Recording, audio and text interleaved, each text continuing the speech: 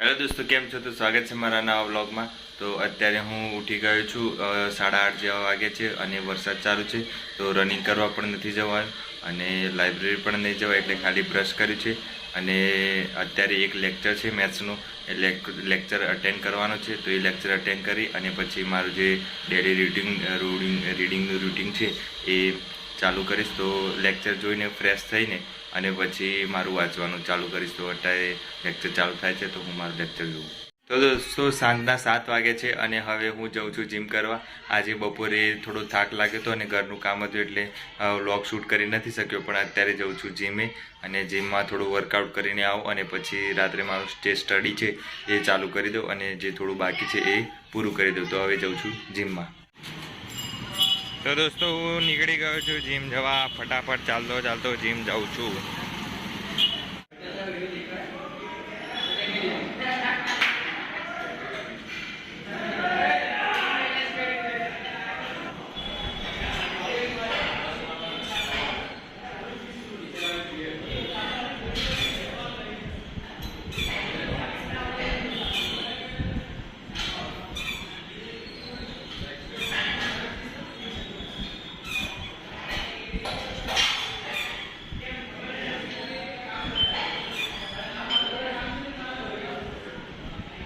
દોસ્તો, finally workout ખતમ થઈ ગઈ છે અને બાઇસેપમાં આવી ગયો છે ખતરનાક પંપ.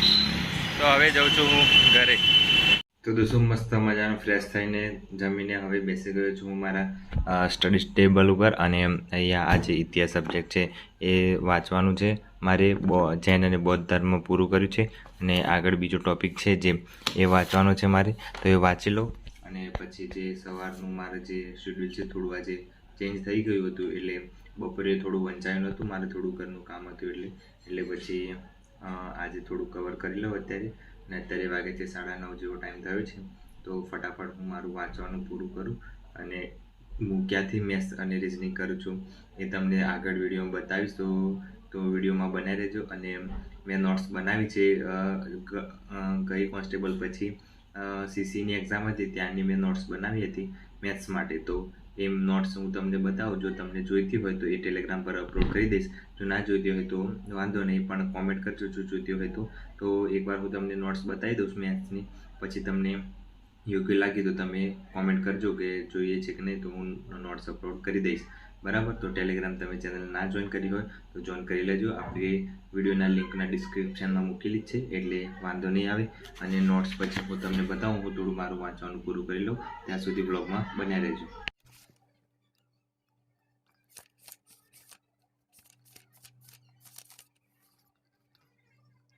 તો દોસ્તો, મારે જે વાંચવાનું હતું, જે મહાજનપદ ટોપિક હતો અને પછી મૌર્યનો ટોપિક હતો, એ 2 ટોપિક પૂરા કર્યા છે મેં.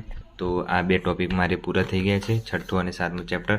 તો એ વાંધો નથી, નાના નાના ચેપ્ટર હતા એટલે એ પૂરા કરી દીધા છે. અને પછી હવે મારે જે મેથ્સનું છે એ કેવી રીતનું મેં મેથ્સનું બનાવ્યું હતું ગઈ વખતે એ બતાવીશ. અને અત્યારે મારે ક્લાસ ચાલુ છે એટલે હું એનો લેક્ચરનો અલગનો ચોપડો બનાવું છું.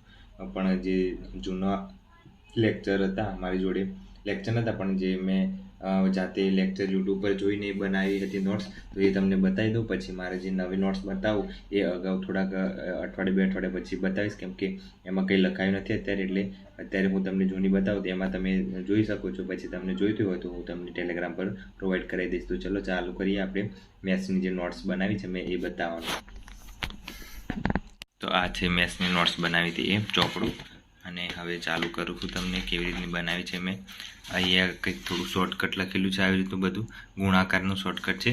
એટલે એ તો તમને ખબર જ હશે કે 11ના ગુણાકારમાં કોઈ બી હોય સંખ્યા તો કેવી રીતે ગુણાકાર થાય એ. પછી પહેલું ચેપ્ટર છે ટકા. ટકાનું કેવી રીતે 1/10 લખાય એ રીતના ટકા કાઢેલા છે. 25ના ટકા ડાયરેક્ટ કેટલા થાય એ બધું શોર્ટકટ લખેલું છે મેં આવી રીતનું. તો તમે જોઈ શકો છો કે કેવી રીતનું મેં લખેલું છે બધું. તો એક્ઝામ્પલ સાથે આવી રીતે મેં નોટ્સ બનાવી હતી. તો તમે આવી રીતે નોટ્સ બનાવી શકો છો એક્ઝામ્પલ સાથે સાથે, તો વાંધો નહીં આવે, કેમ કે આ શોર્ટકટ ટ્રીકો છે બધી. એટલે પછી હું તમને એ કહું, આ દિશા અને અંતરવાળો છે તો વિદિશા અને પ્રવાહ એમાં યાદ રાખવાનું. અહીંયા આપેલું છે 42 મિનિટમાં 14 કિલોમીટર પ્રવાહની વિરુદ્ધ દિશા તરફ છે. બરાબર? તો 4 કિલોમીટરની તે સ્થિર પાણીમાં હોડીની ઝડપ એટલે કે ગતિ કેટલી હશે? તો 4 તો આપેલા જ છે બરાબર. તો લખ્યું છે સ્થિર એટલે શાંત પાણીમાં બરાબર. તો અહીંયા 42 મિનિટમાં 14 કિલોમીટર કાપે છે બરાબર. એટલે આ જે જવાબ છે એ રીતના મેં પ્રવાહની 4 કિલોમીટર દે તો 4 + 4 બરાબર. એટલે 4 નો ડિફરન્ટ હોય એટલે આ પ્લસ કરે એટલે જવાબ આવી જાય. એટલે આમ આમ આમ એટલે જવાબ 24 આવે. એટલે 20માં 4 એડ કરો એટલે 24, 24માં 4 એડ કરો એટલે 28 એ રીતનો જવાબ આવે છે. તો તમે જોઈ શકો છો. એટલે પછી 42 મિનિટના 14 કિલોમીટર 60 મિનિટ કેટલા તો 20 કિલોમીટર થઈ ગયું. 20, 24, 28 એમ 4 નો ડિફરન્ટ એટલે પૂરું જવાબ આવી ગયું. એ રીતનું દિશાને અંતરને છે સમાંતર શ્રેણી માટે આવી રીતનું સૂત્ર છે એ તો બધાને આવડે જ છે. પછી વર્ગ અને વર્ગમૂળ લખેલું છે, એના વર્ગ કેવી રીતે કાઢવાનું એ લખેલું છે. શોર્ટકટ ટ્રીક બધાની શોર્ટકટ ટ્રીક છે. 50ની આજુબાજુ આવે તો કેવી રીતે શોધવાનું વર્ગમૂળ એ રીતનું છે. પછી સરેરાશનું ચેપ્ટર છે એ કરેલું છે. પછી છે માઇનસવાળા દાખલા ને એ બધું છે. પછી છે ભૂલથી ખોટા સંખ્યા લેવાઈ ગઈ એના દાખલા છે. પછી સમય ઝડપ અંતરનો દાખલા છે. પછી છે હોડી અને પ્રવાહ પાછું આવી એટલે એના પણ દાખલા છે. પછી ટ્રેનના દાખલા છે. પછી ટકાવારીના દાખલા છે. જે શોર્ટકટ ટ્રીક છે બધી લખેલી છે મેં ચોપડામાં જ. પછીથી વધુથી ઓછાના ટકામાં આવે છે. પેટ્રોલ સૌથી પેટ્રોલનો ભાવ ડીઝલ કરતાં ઓછો છે વધુ છે એ રીતના પ્રશ્નો આવે છે. એ છે ટાઈપ પાસવાળા દાખલા એક મોસ્ટ આઈએમપી પૂછાય છે તો એ જોઈ લેવાના. પછી સમય અને કાર્યવાળું છે એ પણ પૂછાય છે તો એ પણ ઇઝી છે દાખલા. પછી સેલોંગ્સ પૂછાય છે રિઝનિંગમાં. પછી આ રિઝનિંગમાં ખાસ પૂછાય છે એટલે આ કરી લેવાનું તારણવાળું. પછી ઇક્વિલેટિવ પૂછાય છે તો આ પણ કરી લેવાનું. પછી સમસંબંધ પૂછાય છે તો એ પણ કરી લેવાનું. બસ આવી રીતનું મેં મેસેજિંગ બનાવી દઉં થોડુંક નોર્મલ એ હતું. પછી આ તો છે મારે આવી રીતે મેં નોટ્સ પણ બનાવી છે તમે જોઈ શકો છો જીકે માટે. એ તામ્રપત્રની સામગ્રી હતી.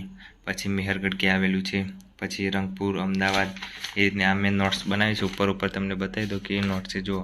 આ રીતના બધા સરોવર છે, દૈનિક પત્રો કોણે કોણે લખ્યા એ, પછી મેળાઓ, પછી ભારતના કિલ્લાઓ, પછી આ ગુફાઓ ક્યાં ક્યાં આવેલી છે, કોને શું બંધાયું છે, બંધારણ ક્યાંથી લેવામાં આવ્યું છે, બધા રાજ્યો દેશો અને પછી વાતાવરણની અસર રચના એશિયા, આફ્રિકા, યુરોપ, દક્ષિણ ઓસ્ટ્રેલિયા એ બધા ખંડોમાંથી શું શું છે.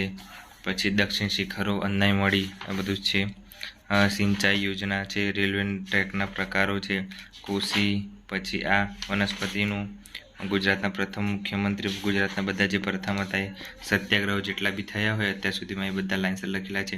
ચંપા સત્ય, ખેડા સત્ય કે એ બધા આવી રીતની મેં નોટ્સ પણ બનાવેલી છે. પછી બીજી છે એક બીજી નોટ્સ બનાવેલી છે એમાં કલ્ચરની નોટ છે.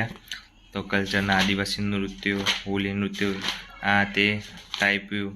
પછી જીઆઈ ટેગ કરેલા છે. પછી પર્યાવરણ રિલેટેડ પ્રશ્નો છે આ બધા. તો પર્યાવરણ રિલેટેડ છે આ બધી સંસ્થાઓ છે પર્યાવરણના રિલેટેડ. તો આ બધી સંસ્થાઓ પીએસઆઈમાં પૂછાઈ શકે છે, કોન્સ્ટેબલમાં પૂછાયેલી છે નહીં. એ રીતની આ નોટ્સ પણ બનાવી હતી મેં. પછી આ છે શોર્ટકટ ટ્રીકવાળી જેમાં શોર્ટકટ લખેલું છે કે પાણીપત બાબરે કયા કયા યુદ્ધ કર્યા હતા. એ તો આ મેં શરૂઆતમાં તમને શોર્ટકટ કે ટેલિગ્રામમાં પ્રોવાઈડ કરી દીધી છે એટલે એનું તો કોઈ બતાવવાની જરૂર રહેતું નથી. પછી આ છે મેં બીજો મેથ્સનો ચોપડો બનાવ્યો હતો ગુણોત્તર પ્રમાણનો ચેપ્ટર. તો આ ગુણોત્તર પ્રમાણ ચેપ્ટર છે. પછી છે ભાગીદારીનું, પછી છે ટકાવારીનું, એવી રીતના ચેપ્ટર વાઇઝ નફો ખોટનું. પછી બધા મોસ્ટ ઓફલી મેં આ લખી દીધા હતા આમાં ચેપ્ટર. સાંકળનો નિયમ ને આ બધા સાદુરૂપ. પછી સમય ઝડપ અંતર. એટલે તમારે જો નોટ્સ જોઈતી હોય તો મારી જોડે સારી નોટ્સ બનાવવી પડી છે અને આ તમારે જોઈતી હોય તો હું ટેલિગ્રામ પર અપલોડ કરી. દોસ્તો આ બધી હતી જૂની જેટલી હતી નોટ્સ એ બધી હતી મારી જોડે. અને અત્યારે તો નવી નોટ્સ બનાવવાનું ચાલુ કર્યું છે મેં, કેમ કે મેં નીરજ ભરવાસરના લેક્ચર લીધો છે તો એમના આધારે એ હવે અલગ નોટ બનાવું છું મેસેજની. તો એ જે નોટ્સ બનાવાય એટલે પછી જોઉં કે શું થાય છે એમાં.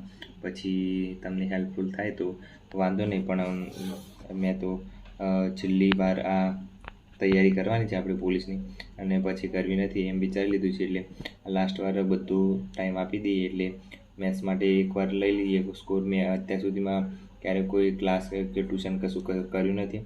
આ પહેલી વાર આપણે મેથ્સનો કોર્સ લીધો છે તો હવે જોઈએ શું થાય છે શું નહીં.